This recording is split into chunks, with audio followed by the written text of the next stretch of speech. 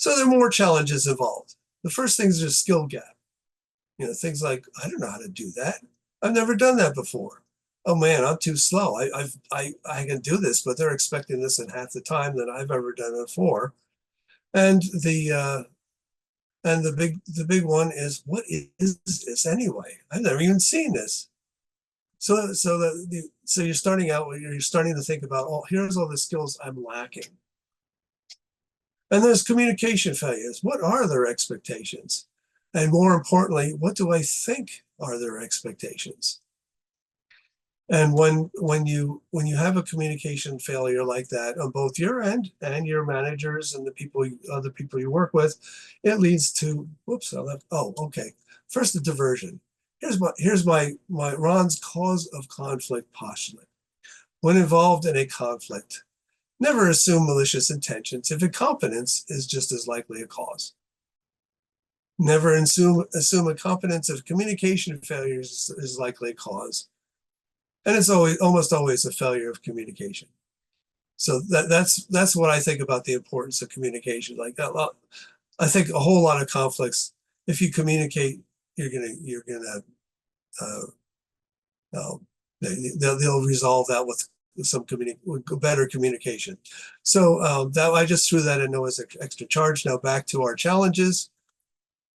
If communication failures are going to lead to assumptions, you're going to assume that they want someone who walks on water, and they're probably assuming that you can walk on water. So you may be in agreement there, but it's an assumption.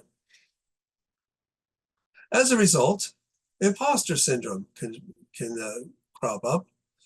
Starting to think like, I don't belong here. I'm going to fail. It's just a matter of time before they discover I'm an imposter. When will it happen? You're sitting at your desk. It's like, when will someone finally come around here and say, you're not doing your job. You don't know how to do your job. And which leads to thoughts like, my career is ruined. Why did I ever take this job? I was doing perfectly fine in my old job.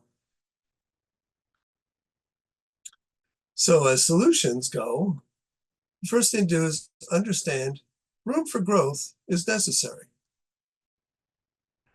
If you're in a job with no growth, there's no challenge, which leads to boredom. And pretty soon after that, it's time to move on. Now, smart employers place employees in positions where they can grow. I remember one of the volunteers we had with 40 Plus for many years used to work as a recruiter, and he always looked for people to fill a position where they had room to grow, because if he didn't do that, they were going to move on within 6 months, and then he'd have to go do it all over again. So he wanted to find good people who were competent, but they had room to grow, so they felt challenged and engaged in the work they were doing. So smart employers do that. But the big one is to communicate, especially in a way of expectations. What do they expect of you? Are their expectations reasonable?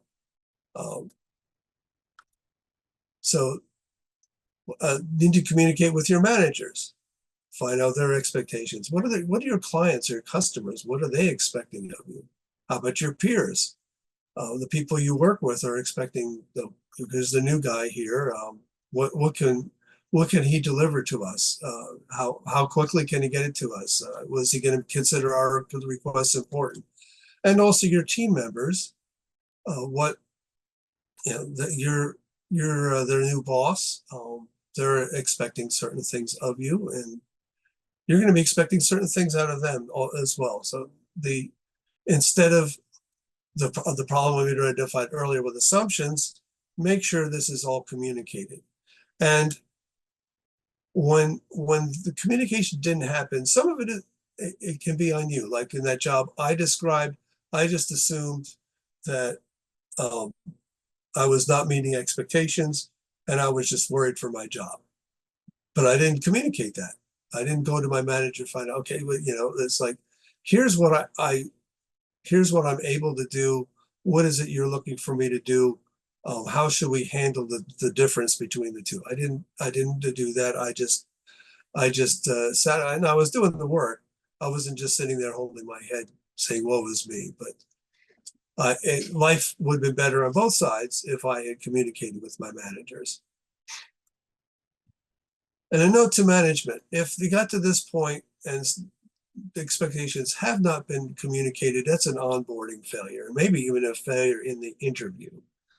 That when someone's coming on board, this should be discussed. What is expected?